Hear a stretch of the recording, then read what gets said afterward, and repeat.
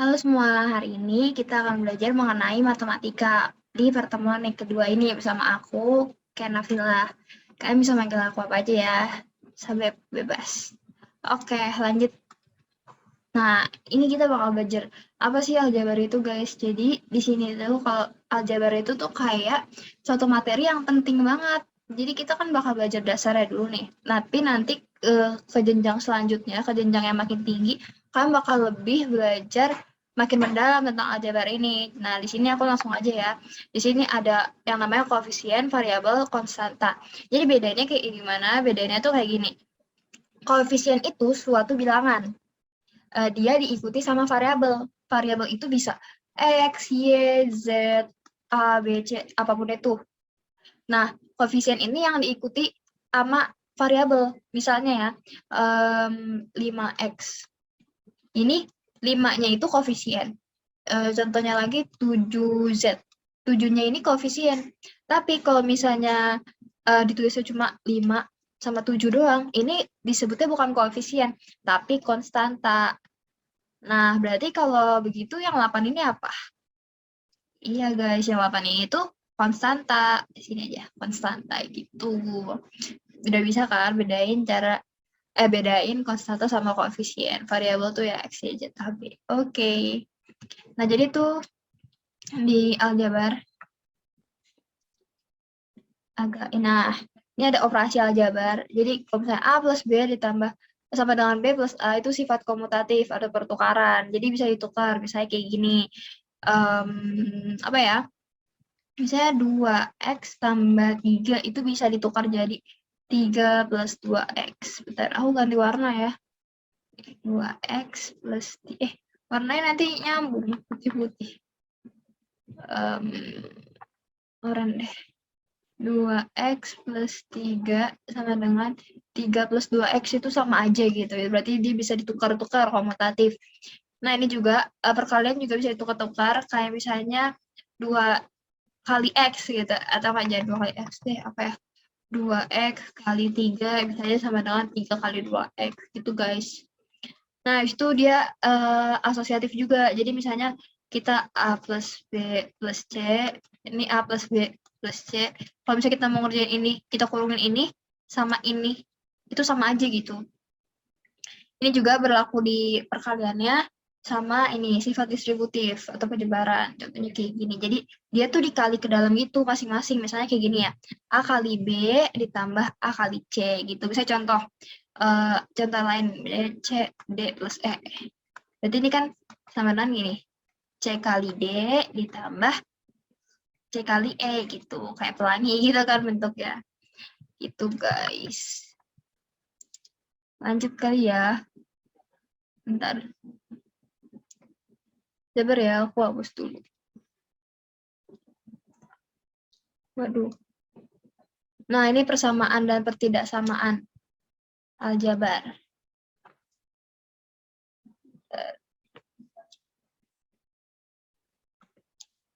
Nah, jadi tuh kayak gini. Ini 3X plus 0 sama dengan 18. Ini tuh disebut persamaan linear satu variabel.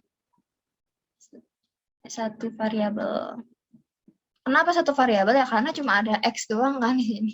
Variabel cuma ada satu gitu. Terus dia kenapa disebut persamaan? Karena dia ada tanda sama dengan gitu guys. Kan bisa nggak nih nyelesain persamaan ini? Gampang banget loh guys kalau yang ini. 3X plus 6 sama dengan 18. 3X, kita kurangin 6 di sisi kanan sama sisi kiri. Berarti kan jadi kayak gini ya. 3X plus 6 kurang 6 sama dengan 18 kurang 6 gitu kan. 3X sama dengan 18 kurang 16, 18 kurang 6, 12. X sama dengan 12 bagi 3, 4 gitu. Caranya, nih, kalau ini disebut pertidaksamaan. Ini satu variabel atau bukan? Iya, satu variabel karena cuma ada A doang, variabel cuma ada satu gitu. Nah, contoh tanda pertidaksamaan selain kurang ini apa lagi? Lebih, lebih, lebih dari sama dengan, kurang dari sama dengan. Ini aku kalau bedainnya tuh kayak gini guys. Ini kan bentuknya kayak gini ya. Ini kalau dari garis jadi kurang gitu. K. Kalau ini ditarik garis jadi B itu lebih gitu, B. Terus di sini ada persamaan dua variabel. Nah, cara nyelesain dua variabel tuh gimana sih, Kak? Gampang banget, guys. Jadi gini, kita samain dulu variabelnya. Kok Kak, variabel. Kita samain dulu koefisiennya. Nah, di sini ada koefisiennya 3Y kan. Ini berarti Y-nya kita kali 3. Jadi gini berarti 2X plus 3Y sama dengan 8. Ini jadi 9X plus 9Y. Salah. 9X, Y kali 3, 3Y. Sama dengan 5 kali 3, 15. Dikurangin deh. Nah, kalau kayak gini kan agak nggak enak ya. Bisa kalian tukar. Jadi kayak gini, 9X plus 3Y sama dengan 15. 2X plus 3Y sama dengan 8. 3Y bisa dicoret kan? 3Y kurang 3Y 0. 9 kurang 2, 7X. Tambah 0 sama dengan 15 kurang 8, 7. Ya udah deh, 7X sama dengan 7. X berarti saling, ruas kanan dan ruas kiri dibagi 7.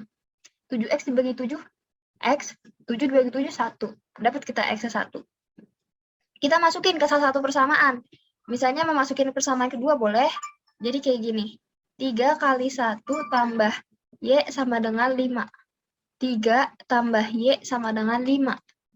Y sama dengan 5 kurang 3. 2. Jadi dapat deh, kita udah tahu X sama dengan 1, Y-nya sama dengan 2. Jadi kita belajar aljabar ini tuh kita ngebantu cari tahu X-nya itu berapa, Y-nya itu berapa, A-nya itu berapa gitu, guys. Nih ya, kalau misalnya aku tarik garis, saya warna pink nih. Aku tarik garis nih, ini saya kaki meja A. Nah, ini tuh permukaan meja. Ini dari kaki mejanya tuh aku tarik garis ke atas. Nah, dari permukaan mejanya, aku gak tarik garis ke sini. Nah, di sini itu disebut sudut ketika dia ada dua garis yang saling bertemu nih. Sudut gitu. Ini daerah sudut gitu. Contoh lagi apa ya? Misalnya center guys, center. Nih, aku mau gambar center. Mirip gak ya? Nah, kasih warna kuning deh. Nah, nah ini center nih, kalian pegang center. Misalnya kalian tuh lagi gelap kan, ya lah, makanya nyalain center. Terus kalian mau lihat ada hewan apa itu di situ, soalnya ada bunyi gitu. Terus kalian terangin nih di sini. Pas kalian lihat ternyata ada kucing. Nah, kucingnya lompat ke atas pohon. Misalnya ini pohon ya. Ini jadi warna kuning. Nah, nggak apa-apa deh. Nah, ini kucingnya lompat ke sini. Kalian mau lihat bentuk kucingnya tuh kayak gimana? Ya, bentuk kucing sih. Kalian mau lihat kucingnya kayak gimana aja. Terus kalian arahin senternya tuh ke atas. Nah, dari arah center awal ke arah center yang kalian ketemu kucing itu dia membentuk sudut juga, guys. Nah, ini sudut. Sudut gitu. Yeay. Jadi kalian sekarang udah kenal nih ya yang namanya sudut. Kita lanjut. Nah, kita biar makin klop PDKT-nya, biar makin deket, kita belajar bagian-bagian sudut. Jadi AO ini kaki sudut, BO juga disebut kaki sudut. Nah, ketika AO ketemu sama BO, dia membentuk daerah sudut nih, yang diping-pingin tuh daerah sudut. Terus ada titik sudutnya O. Nah, sudut itu disimbolkan kayak gini, guys. Nah, terus apa lagi ya? Ini kalian sebutnya nih, misalnya sudut. Ini kan simbol sudut. Terus ini tuh sudut apa? Sudut AOB. Ini sudut, tapi Kak boleh nggak aku aku balik jadi BOA gitu? Boleh.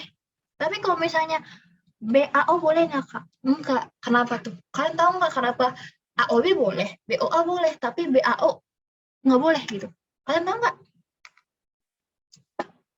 Ayo, gimana nih, bantu aku. Kok bisa beda gitu? Kok bisa nggak boleh gitu? Ayo. Nah, iya bener banget nih.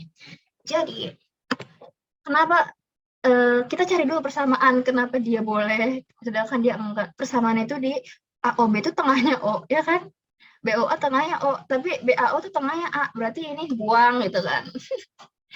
Nggak boleh gitu. Kenapa? Karena yang di tengah itu, abjad yang di tengah itu merupakan titik sudutnya. Jadi kan ini AOB, berarti titik sudutnya O. Ini BOA, berarti titik sudutnya O kan. Jadi kalau misalnya BAO, itu berarti titik sudutnya A. Ini A itu titik sudut bukan? Bukan kan? Kalau misalnya aku bikinnya kayak gimana ya? A, O, B gini. Ini misalnya daerah sudutnya, ini titik sudutnya kan? Kalau misalnya aku sebut BAO, ya benar. Karena titik sudutnya tuh A gitu. Ngerti? Ya, ada yang kurang jelas, kalian bisa nanya nih. Oke, kita lanjut ya. Mana nih notation-nya? Cara hapusnya. Oke, clear all drawings dulu. Oke, kita lanjut. Jenis-jenis sudut. Waduh, ini sudut tuh dia kayaknya mau kenalan nih sama kita lebih lanjut gitu. Itu banyak jenisnya, guys. Nih, contoh yang pertama tuh ada siku-siku. Siku-siku itu sudutnya 90 derajat. Bentuknya kayak gini. Contohnya, dia disimbolin kayak ada huruf L gitu. Buat nandain kalau ini sudut siku-siku. Terus kalau misalnya sudut lurus, dia itu 180 derajat. Tadi kan kalau misalnya sudut siku-siku ini di sini 90, berarti ini kan 90 tambah 90, 180. Sudut lancip, dia itu antara 0 sampai 90 derajat, tapi lebih dari 0 kurang dari 90 derajat. Misalnya ini 90 derajat segini, ini sudut lancip gitu, ini sudut lancip. Sudut tumpul. Sudut tumpul itu dia lebih dari 90 derajat tapi kurang dari 180 derajat. Misalnya ini 180 derajat di sini. Nah, ini kan dia di sini kan. Berarti kurang dari 180 derajat, ini 90 derajat nih di sini. Ini 90, 180. Berarti dia lebih dari 90, kurang dari 180, berarti dia sudut tumpul. Ini sudut tumpulnya ya, guys. Dari B nih. Nah, itu sudut tumpul. Sudut refleks, dia lebih dari 180 derajat, tapi kurang dari 360 derajat. Ini contohnya. Tada! Ini kan sudut 360 derajat tuh segini kan, lingkaran tuh sudut 360 derajat gitu. Ini sudut 180 derajat di sini. Berarti dia lebih dari 180, kurang dari 360. Oke, kita udah kenalan nih sama jenis-jenis sudut. Oke, lanjut ya, lanjut. Ada yang mau ditanyain? Oke, kalau nggak ada, kita lanjut deh. Kita makin deket nih, makin ngerti nih sama sudut. Nah, ada lagi dia ternyata punya hubungan si sudut ini. Jadi ada hubungan antar sudut. Nah, yang pertama sudut berpelurus. Namanya lucu ya, berpelurus. Jadi sudut berpelurus tuh kayak gini guys. Ini AB nih. AB itu kan 180 derajat kan. Nah, X tambah Y udah pasti 180 derajat gitu. Jadi dia berpelurus itu ketika ini kan, ya aku sih nganggepnya ini lurus aja gitu guys. Nah, gitu. Jadi kalau misalnya ditanya sudut pelurusnya si X berapa? Ya si Y gitu. Sudut pelurusnya si Y berapa? Si X gitu. Ini sudut berpelurus. Sudut berpenyiku. Penyiku tuh mirip-mirip kata-kata itu mirip siku-siku kan. Siku-siku tuh 90 derajat. Ya udah X tambah Y 90 derajat. Sudut berpenyiku dari Y adalah X gitu. Sudut berpenyiku dari X adalah Y. Sudut bertolak belakang itu tuh sama guys besar sudutnya. Contoh, di sini ada 1 nih. Ini 3, ini tuh 1 sama 3 itu sama sudutnya. Ini 2 sama 4 tuh sama. Nih misalnya 1 sama 2 sama nggak? Beda. Jadi 2 sama 4 sama nggak? Sama. Nah ini kan, kalau ini gampang ya guys, jelas banget ini 90 derajat. Ini 90 derajat. Kayaknya sih, tapi nggak bisa kita langsung bilang 90 derajat. Tapi pokoknya 1 sama 3 sama. 2 sama 4 sama juga. Tapi 1 sama 2 beda. 1 sama 4 beda. Oke, lanjut. Ada yang mau ditanyain? Gak ada. Sip, kita lanjut ya. Ke hubungan, ada lagi hubungan antar sudut. Tadi kan hubungan antar sudut. Jadi tuh, sudut berlurus, berpenyiku. Kalau ini tuh hubungan antar sudut pada 2 garis sejajar. Gini guys, di sini ada 2 garis, yaitu garis K dan garis L. Nah, aku nganggap garis K dan garis L ini tuh pagar.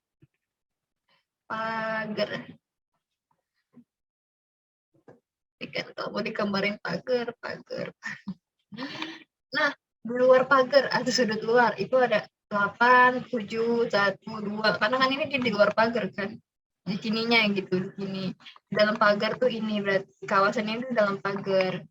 Sudut dalam berarti 3, 4, 5, 6. Sudut dalam berseberangan. Ini udah berarti kita nggak usah perhatiin 1, 2, sama 8, sama 7. Nggak usah diperhatiin karena disebutnya sudut-sudut dalam berseberangan.